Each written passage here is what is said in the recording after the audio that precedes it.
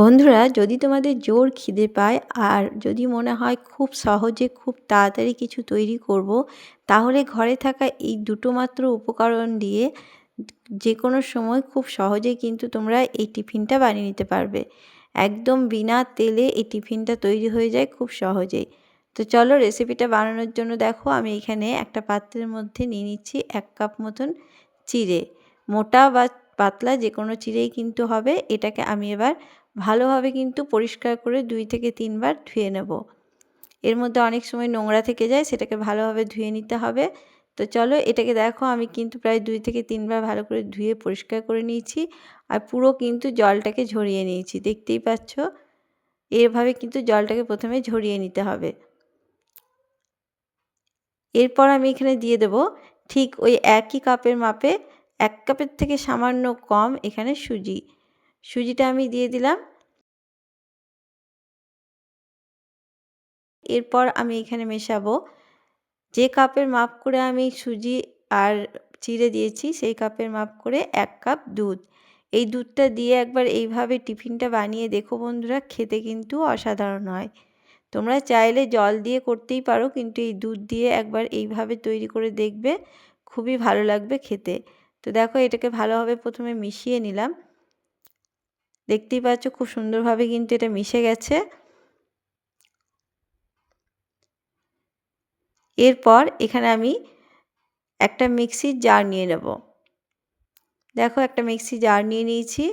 এরপর এটাকে আমি এর মধ্যে পুরো ঢেলে দিচ্ছি। চিড়ে ও সুজিটাকে সমস্ত আমি ভালোভাবে ঢেলে দিচ্ছি এতে। তো বন্ধুরা, তোমরা কে কোথায় থেকে দেখছো আমাকে অবশ্যই জানিও।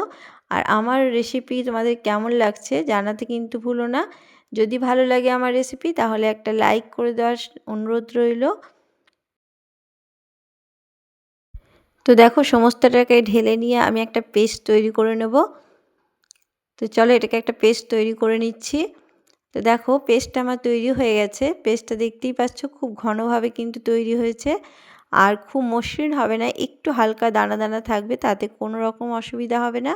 তো আমি সমস্তটা ঢেলে নিয়েছি। আর দেখো এই জারটার মধ্যে সামান্য জল, প্রায় 1 চামচ মতন জল নিয়ে কিন্তু আমি ভালোভাবে এটা নিয়ে নিলাম। তো দেখো দেখতেই পাচ্ছ খুব পাতলা কিন্তু এই ব্যাটারটা তৈরি করবে না, একটু ঘন টাইপের কিন্তু ব্যাটারটা তৈরি হবে। দেখে নিশ্চয়ই বুঝতেই পারছো যে কতটা ঘনত্ব এটা তৈরি হয়েছে। এই ব্যাটারটা কিন্তু একদমই পাতলা করা যাবে না। দেখে তোমরা বুঝতেই পারছো এরকম ঘনত্বের করে নিতে হবে। এরপর এখানে মিশিয়ে দিচ্ছি লবণ, স্বাদ মতন দিয়ে দিলাম লবণ। এবার লবণটাকে ভালোভাবে মিশিয়ে নেব।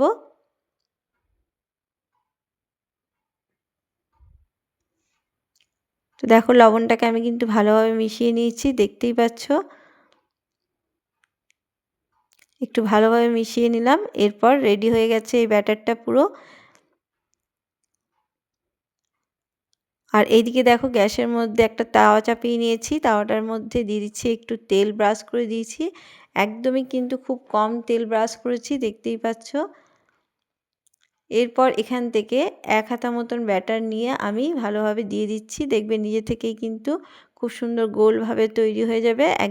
তো ব্যাটারটা আমি দিয়ে দিয়েছি। এরপর আমি এটাকে চাপা দিয়ে মাত্র 2 মিনিট অপেক্ষা করলেই কিন্তু এটা হয়ে যাবে। তো দেখো 2 মিনিট পর ফিরে এলাম। দেখো এখানটা কিন্তু জালি তৈরি হয়েছে, দেখতেই পাচ্ছ। খুব সুন্দরভাবে কিন্তু এটাতে জালি তৈরি হয়ে গেছে। এরপর দেখো তোমাদেরকে আমি আরও একটা পাশটা দেখিয়ে দিচ্ছি যে কেমন তৈরি হয়েছে। দেখো খুব সুন্দরভাবে কিন্তু পিছনটাও তৈরি হয়ে গেছে। আর খুবই সফট এবং নরম তুলতুলে হয় বন্ধুরা এই টিফিনগুলো। আর খুবই ইনস্ট্যান্ট কিন্তু তৈরি হয়ে যায়, একদমই হাতে কম সময় লাগে। আর ঝটপট যদি কিছু বানাতে ইচ্ছে করে, এই মাত্র দুটো উপকরণ দিয়ে কিন্তু তোমরা খুব ঝটপট তৈরি করে নিতে পারবে। আর ভীষণই হেলদি কিন্তু এই টিফিন রেসিপিগুলো। এই টিফিনগুলো যদি বাচ্চাদেরকেও দিয়ে দাও, তাহলে কিন্তু টিফিনে তারা খেতে পারবে এবং পেটটাও ভরে থাকবে। দেখো আমি কিন্তু একটা তুলে নিলাম, আমি আরও একটা তোমাদেরকে করে দেখাচ্ছি। একটু তেল ব্রাশ করে নিয়েছি, তারপর আমি এইভাবে কিন্তু 1 হাতা ব্যাটার দিয়ে দিলাম। তারপরে কিছুক্ষণ চাপা দিয়ে রাখলেই কিন্তু এগুলো তৈরি হয়ে যাবে। তো দেখো আমি দিয়ে দিয়েছি। এরপর আমি এটাকে চাপা দিয়ে দিচ্ছি। চাপা দিয়ে কিছুক্ষণ পরেই কিন্তু দেখবে এটা পুরো রেডি হয়ে গেছে। তো দেখো তোমাদেরকে দেখিয়ে দিই, এটাও দেখো খুব সুন্দরভাবে তৈরি হয়ে গেছে। একদমই সময় কম লাগবে বন্ধুরা, আর খেতে কিন্তু খুবই ভালো লাগে। একবার করে দেখো। এর সাথে তোমরা চাইলে কিন্তু সস বা যে কোনো চাটনির সাথে তোমরা খেতে পারো। তো চলো এটাও আমি নামিয়ে নিচ্ছি। এভাবে পুরো সবগুলোকে তৈরি করে দেখিয়ে দিচ্ছি। তো চলো সমস্ত কিন্তু আমি রেডি করে নিয়েছি দেখো, আর কতটা তাড়াতাড়ি তৈরি হয়ে গেল। এগুলো কিন্তু খুবই ঝটপট বানিয়ে নেওয়া যায়, আর পেট ভরা খাবার একটা। চাইলে কিন্তু তোমরা খুব সহজেই এটা বানিয়ে নিতে পারো। যখনই তোমাদের খুব খিদে পাবে এটা কিন্তু ইনস্ট্যান্ট তৈরি হয়ে যায়, হাতে একদমই সময় কম লাগে। আমার রেসিপি তোমাদের কেমন লাগলো বন্ধুরা, অবশ্যই কিন্তু কমেন্ট বক্সে জানাতে ভুলো না। আর কতটা নরম তুলতুলে হয়েছে দেখে নিশ্চয়ই বুঝতেই পারছো, আর কত সুন্দর জালি তৈরি হয়েছে। আর একদম নরম তুলতুলে স্পঞ্জের মতন লাগছে, তুলোর মতন দেখতেই পাচ্ছ। খুবই নরম একদম স্পঞ্জি তৈরি হয়েছে। তোমাদেরকে আমি ছিঁড়েও দেখিয়ে দিচ্ছি কেমন তৈরি হয়েছে। দেখো কতটা সুন্দর তৈরি হয়েছে, দেখেই বুঝতে পারছো কতটা নরম হয়েছে। তো এরকম রেসিপি তোমাদের কেমন লাগলো অবশ্যই কিন্তু কমেন্ট বক্সে জানাতে ভুলো না। ভালো লাগলে অবশ্যই একটা লাইক করে দিও, আর আমার চ্যানেলটাকে সাবস্ক্রাইব করে দিয়ে আমার পাশে থেকো। আজকে এই পর্যন্তই। সবাই ভালো থেকো, সুস্থ থেকো। ধন্যবাদ।